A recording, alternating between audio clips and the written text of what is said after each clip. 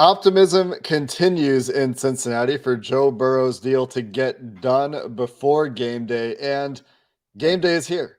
It's time to talk about the Bengals' keys to victory and the biggest factors in our game preview for week one. You are Locked On Bengals, your daily Cincinnati Bengals podcast, part of the Locked On Podcast Network, your team every day.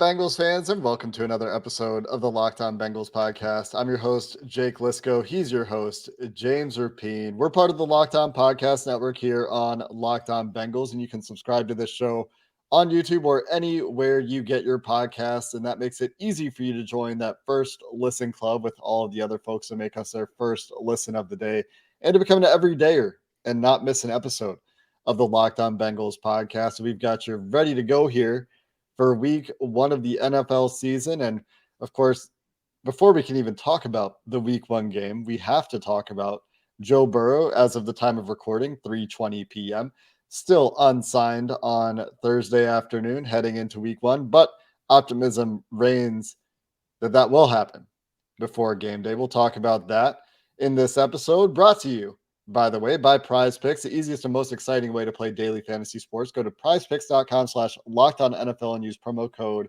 in all lowercase letters LockedOnNFL for a first deposit match up to $100.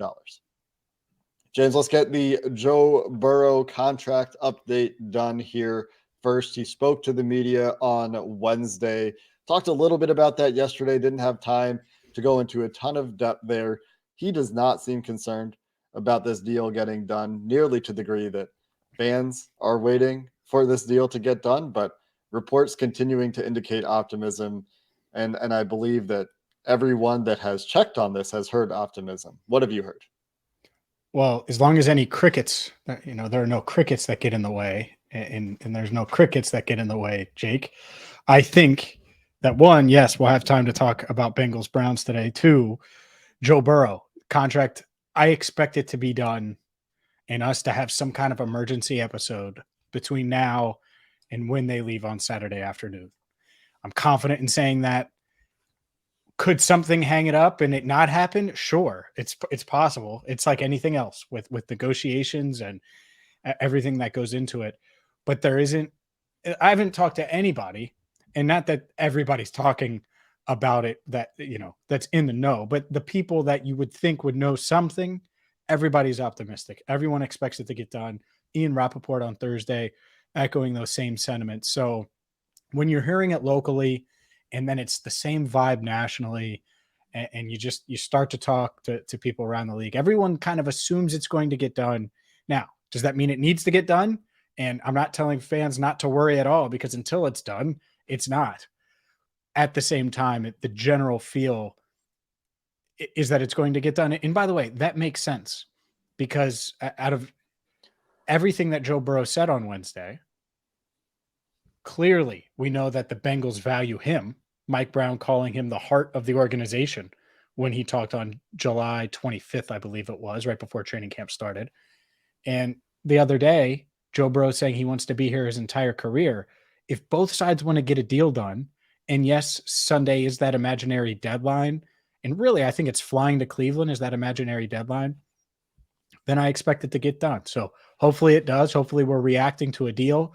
I can't wait to hear you say, man, I really want to see all of these contract details, but here's what we have right now. I love it. I'm ready for it. And so this is hopefully our last show before the Joe Burrow contract episode, which is a beautiful, beautiful thing. Yeah, I think those will be words that come out of my mouth verbatim if we do not have full contract details when we start talking about. We won't. There's no way we will. Burrow contract. Yeah, because we're going to go as soon as we can after we get that news. Yeah, I mean, that aligns with everything I've heard as well. Optimism that the deal is done before game day has been the theme of the week. And like I said, you hear Joe Burrow talk about wanting to be here for his whole life and continuing repeatedly not expressing concern. The deal will get done when it gets done. I'm focused on Cleveland. That should give you a lot of optimism that this will get done. On the other hand, there's been a lot of speculation that Tee Higgins' deal is tied to Joe Burrow's deal in some way, shape, or form. Bengals fans hoping on September 5th, 9/5, that both deals will be announced, for example, due to both of those numbers being in the date. Dan Graziano reporting from ESPN that the Higgins deal is not done and might not be anytime soon. The quote continues as the market for high-end receivers is waiting on resolutions for Justin Jefferson in Minnesota, CeeDee Lamb in Dallas, and obviously Jamar Chase's extension coming up as well. That Justin Jefferson deal does not seem imminent based on my understanding and based on just reading the tea leaves and reporting out there on Thursday. And if they're waiting for those benchmarks, then you're probably not going to have those anytime soon. The other complicating factor here, of course, Tee Higgins agent David Mulligetta, again, probably looking for those guarantees, and that would require the Bengals to probably break structure a little bit. And they didn't do that for Jesse Bates. So they do it for a wide receiver. Time will tell, and they do have time. And they could work something out after the season as well if it doesn't get done beforehand. But based on everything that people involved, I guess I should say, no one who would know has said that this is close to being done, based on my understanding. Sure. And I wonder, I'm trying to think exactly how I'm going to word this, but what's it going to take? Like for David Mulligetta and Tee Higgins, and obviously Mulligetta works for T, but what's it going to take? We know the situation in Cincinnati. They have a number one receiver. So is it AJ Brown's contract, 4 years, $100 million with $57 million guaranteed? Is it more than that? Is it borderline Justin Jefferson? Like he's not getting that. Like that's not happening here. There's no way that happens. And so I think that part is interesting. Would they do the AJ Brown deal? The guaranteed part might be different, but the 4 years, $100 million, I think it's in the ballpark. Like I think that's sort of reasonable for Tee Higgins. You know, if that's his ask, I wonder if 3 years is even remotely on the table. I think Bengals wise, they would be interested in that. But yeah, I all along and really throughout camp, the farther into camp we got, obviously we're through the preseason, just a few days now from the start of the regular season. I was never super optimistic about Tee Higgins getting a deal done. And especially because Burrow hasn't gotten done yet, and he's the priority. And so now it's like, all right, try to get him done before Saturday. And then you look at T, it just feels like, and not that they haven't had communication with T, I'm not saying that, but it just feels like it's going to be tough to get something done that quickly. If it does, then the Bengals internet, I was going to say Bengals Twitter, but it's really Bengals internet will explode.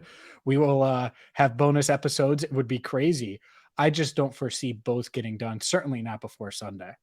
It would be a bit of a surprise at this point. It would be a welcome surprise, I think. I could see it making sense for the organization to keep these receivers and Joe Burrow together as the core to build around, the core to take to Cleveland to try to win this AFC North going forward. They will have these guys together, of course, this Sunday in Cleveland for a 1 o'clock start. The season starts in Cleveland, James. And with all that said, it's time to talk about what some of these X factors could be as the Bengals are looking to get off to a hot start and get Joe Burrow's first win in Cleveland. We'll get into those keys to victory coming up next. Today's episode of Locked On Bengals is brought to you by Nutrafol, and 80% of men will experience hair thinning in their lifetime. It's normal, don't get me wrong, but it doesn't have to be your fate. You can get ahead of the thinning with Nutrafol, the #1 dermatologist recommended hair growth supplement, clinically shown to improve your hair growth, visible thickness, and visible scalp coverage. Nutrafol's hair growth supplements use physician-formulated, natural, science-backed ingredients, and their drug-free patented technology provides consistent, reliable results without compromising your sexual health. Take the first step to visually thicker, healthier hair For a limited time, Nutrafol is offering our listeners $10 off your first month subscription and free shipping when you go to Nutrafol, Nutrafol.com/men and enter promo code Locked On NFL. Find out why over 4,000 healthcare professionals recommend Nutrafol for healthier hair at Nutrafol.com/men, spelled Nutrafol.com/men and promo code Locked On NFL. Today's show is also brought to you by Streetside Brewery. If you're watching on YouTube, you can see the shirt. Rumor has it that some Streetside merch is being sent to Jake Lisco right now, all the way in Canada. Man, I can't believe they reach all the way there. Their beer is amazing. They've been family owned and operated since 2016. I visited them just a few weeks ago, and well, the regular season is here. And that's why you need to know that Streetside is going to have tailgates before every single home game with drink and food specials, games, prizes, and whether it's their New England IPAs, their fruited sours, or they're just good old boring lagers, they have a beer for you. 24 beers on tap. I love Streetside because they have unique flavors that you're not going to get anywhere else. It is not your simple regular beer list. You're going to try something new and have multiple options and find a bunch of beers that you're going to enjoy. And if you just want to check them out for happy hour, you can Monday through Friday, 4 to 6. Check them out right now. Streetside. They're in Columbia, Tusculum, near Lunken Airport at 4003 Eastern Avenue. It's not the west side or the east side. The best side is Streetside. James, let's talk keys to victory. The Bengals and Joe Burrow have played some very high-profile games in Cleveland. Mm-hmm. I think I mentioned this yesterday. The Bengals' road trips to Cleveland under Joe Burrow, where Joe Burrow has played, and I'm including this week in this, is this weekend's season opener and 2 primetime games. It's a lot of high-profile, big games, a lot of attention on Joe Burrow when he goes up to Cleveland, a lot of attention in Cleveland on the games. That was one of my favorite Joe Burrow games, his first game in Cleveland. Thursday It night. really was. Yeah, the 37 for 61, 316 yards. I think it was 3 touchdowns. He threw a touchdown to Mike Thomas. He's got Denzel Ward draped all over AJ Green. Tee Higgins replaced John Ross mid-game. He's just kind of piecing it together with Higgins, who is still working through his, being a rookie in the league. And you look up, and he kept the Bengals in that game, and they had no business being in that game. So that is one of my favorite Joe Burrow games, and I think it gets overlooked a bit. LeBron tweeted about him during that game, by the way, praising him. Yeah, there you go. That's when you know, right? It's it's a bit of a different Browns team than we've seen. And they have had the tendency to remake themselves year over year. So I guess it's not new that the Browns have made some changes, but there is some sort of newfound continuity in Cleveland as well, at least on the offensive side of the ball, where there haven't been significant changes. The big addition being Elijah Moore. On the defensive side of the ball, though, which is where I think we start for Cleveland, and when the Bengals have the ball on the Bengals side of things, you have a new defensive coordinator, Jim Schwartz, who has spent some time with the Titans, spent some time with Philly in recent years, has certainly seen this Bengals offense go against his teams in recent years, will take over. And the defense wasn't really the problem for Cleveland, at least consistently, when these teams played, at least in Cleveland. But they made significant changes on that side of the ball, including the additions of Zadarius Smith and Ogbo Okoronkwo to go along with Myles Garrett in the trenches. They add Juan Thornhill in the secondary. And the biggest difference to me is going to be the change in scheme and how Jim Schwartz approaches this game. Because he's had success in his 3 games against Joe Burrow, going back to Philly, his rookie year, and then a couple games with the Titans. He wasn't a defensive coordinator at the time, but he was involved. But how he approaches this game, my understanding is the Browns want to play more man this year, play less too high stuff this year. And that's asking for trouble, I think, against this team, even with the guys. And they're very confident in their corners in Cleveland. just as Bengals fans are more confident in their receiver core and their quarterback. Yeah, they're not going to go man on Chase. I mean, good luck. You know, like, well, fine, go man on T. Right. Tell me how that goes. It's not going to go well. Spoiler. Who, by the way, has all the motivation in the world, if a deal isn't done, to go out there and have a 1,500-yard, 15 touchdown season. I think it is interesting, the Jim Schwartz factor, because he's established in this league, and you're going to see right away, is he going to do what he does, or is he going to adapt to his opponent and do kind of what we've seen from Lou Anarumo? And maybe it's a mixture of both. Maybe they start out doing what they do, and if it doesn't work early, they switch. And that's the part of this, I think, that is going to be really interesting on offense, especially on offense, adjusting on the fly. The Bengals have been really good at doing that. We've talked about fast starts and slow starts and all of those things, because when they've started slow, usually they figure it out and they're able to adjust on the fly. How quickly can they adjust? Because they might get off to a slow start. Joe Burrow, 0 preseason reps. This offensive line hasn't played together in the preseason.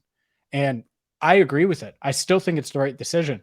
That doesn't mean that this offense is just going to hit the ground running. It might take a series or two, but that's it.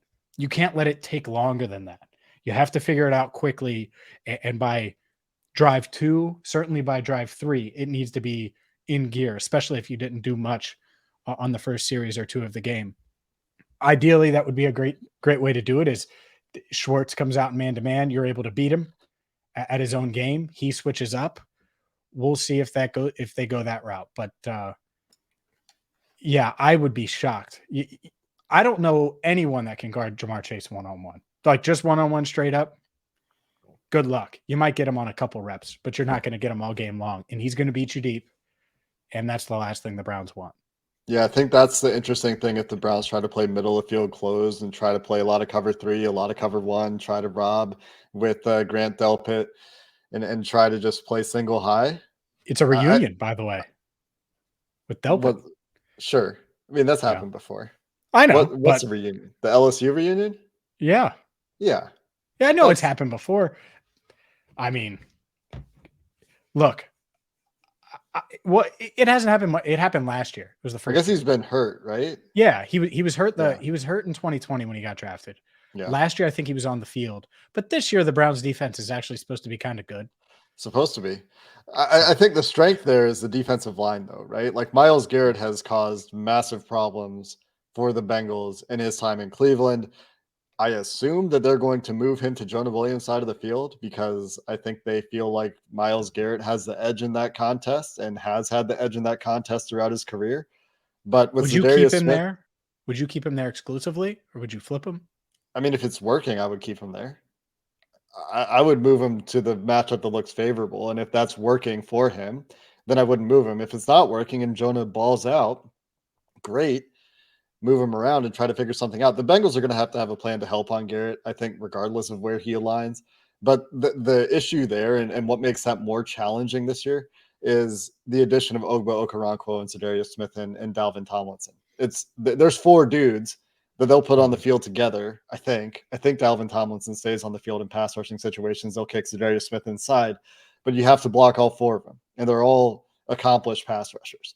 And so, big part of the plan with this new look offensive line, with a new left tackle, Jonah swinging over to right tackle, expectations for a big jump for Cordell Volson in year 2.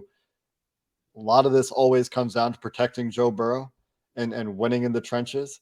And this week, no exception in that regard. But I do think that there's more to it than that. And I think the running game is going to be pretty important. But we have time to expand on some of these things. The running game for the Bengals, obviously the running game for the Browns, big question marks around Deshaun Watson, how the Bengals are going to deal with the addition of chess piece Elijah Moore. Some more to talk about in this game as we continue coming up next. Today's show is also brought to you by PrizePicks. PrizePicks is the largest independently owned daily fantasy sports platform in North America. They are the easiest and most exciting way to play daily fantasy sports. Why? Well, because they have quick withdrawals, easy gameplay, an enormous selection of players, stat types that make PrizePicks the #1 daily fantasy sports app. And it's simple to play. You can make your picks and submit your entry in less than 60 seconds. For example, you could take Saquon Barkley for more than 60 yards, maybe Patrick Mahomes for more than 2 passing touchdowns. PrizePicks offers weekly promotions that can lead to big payouts. So make sure you check them out right now at prizepicks.com/lockedonnfl.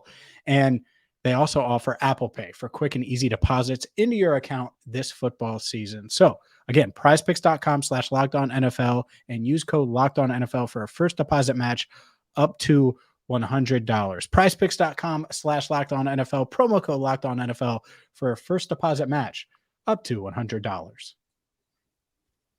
James, I alluded to this a minute ago. Run game for the Bengals, I think, important in this game.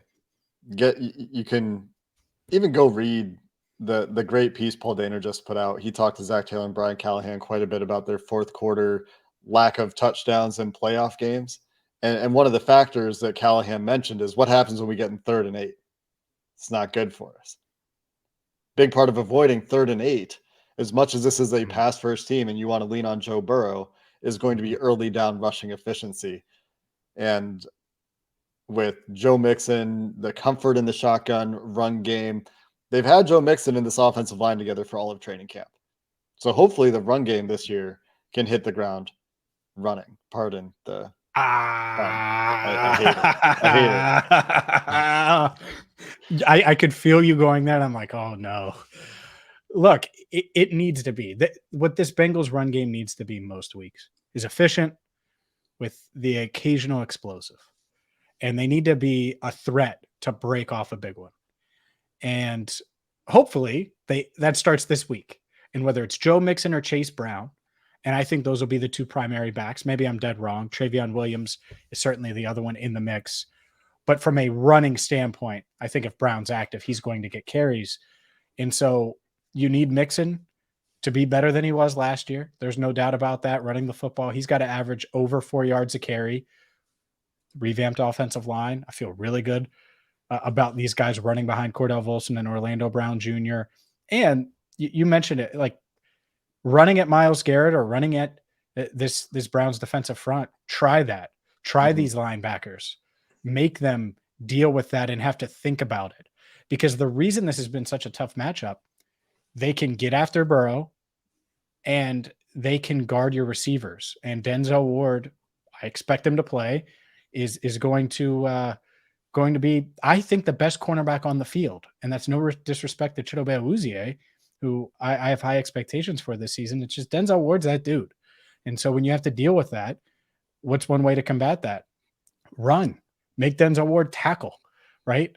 Chase Brown versus Denzel Ward in space. I like Chase Brown. Obviously, Mixon has a huge size advantage, and you would take Mixon there too. At least I would. Make these guys have to tackle as well. And if you do that I'm not saying go up there and run 40 times because that's not the Bengals. I don't think they need to do that. But is it a 22 carry game with 16 to Mixon and 6 to Chase Brown? It might be. And if they're efficient with an explosive here or there, it's going to go a long way to help Joe Burrow in the passing game.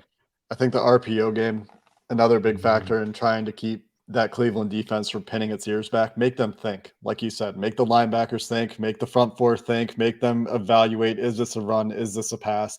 Not that the Bengals sell super hard on run action to try to confuse linebackers and defensive line in terms of reading keys and making that decision before they commit to a plan for that play.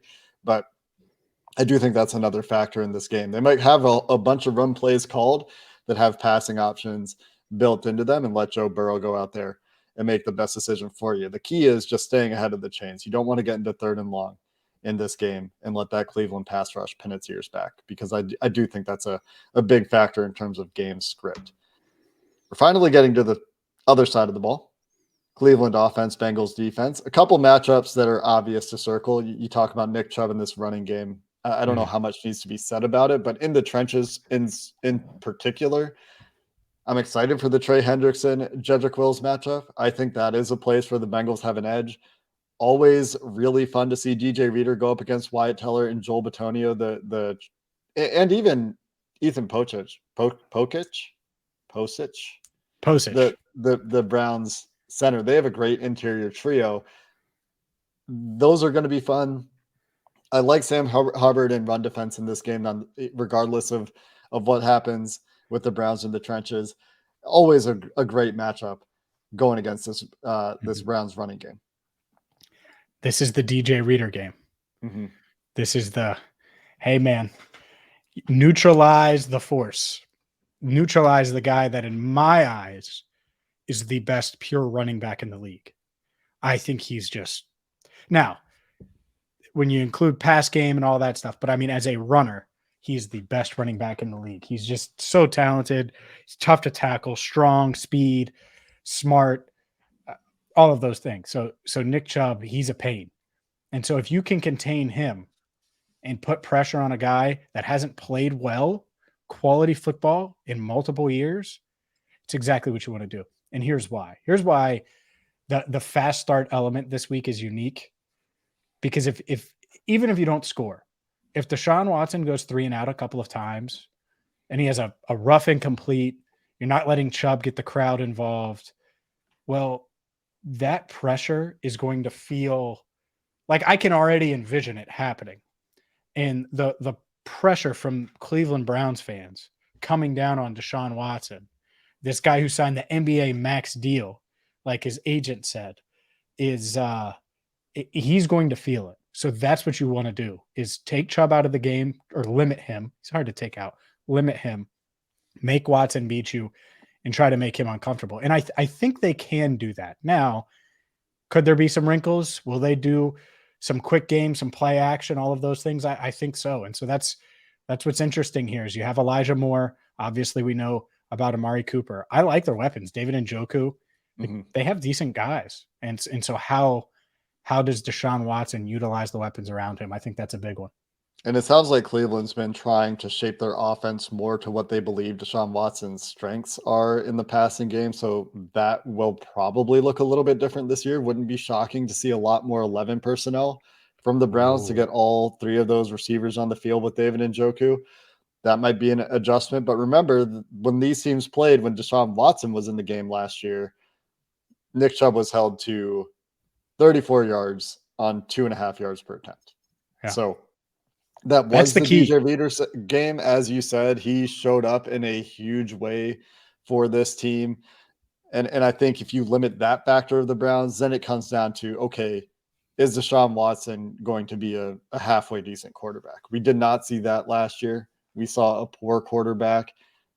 Adding Elijah Moore, very interesting addition. Something that you'll have to contend with. They will move him around. They will get him involved in motion throughout this game from different parts of the field.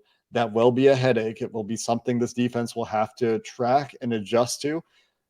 I have confidence they can do it, but it's something that they will have prepared for. Always excited to see Mike Hilton in these games too. These run-heavy physical games. Seeing how they match personnel. If the Browns do go to more 12 personnel, keep Mike Hilton on the field. That's an adjustment the Bengals made at some point last year. That'll be interesting as well. And I think you will see still a good amount of 12 personnel from Cleveland. They go out and add former teammate of Deshaun Watson and now again teammate of Deshaun Watson, Jordan Akins. And seeing him and Njoku on the field shouldn't surprise either. But a lot of fun pieces in this game from a matchup perspective. Excited to see the Bengals corners out there together and Cheeto in his first game action back in Cleveland. And our first look at these safeties, which I don't have strong feelings predicting how these safeties are going to do, but excited to see them and see Dax in that year 2 full starter role. James, do you have a prediction, a quick prediction that you would like to share before we wrap up? I got you. Quick prediction, simple. Bengals start a little slow, but they still get the win. Joe Burrow beats the Browns in Cleveland for the first time. Zach Taylor gets his first win in Cleveland. Bengals 24, Browns 20. Huge win in the 100th Battle of Ohio. Got to start fast in this division with a couple division games to start the year. Not just starting fast in games, but starting fast this season.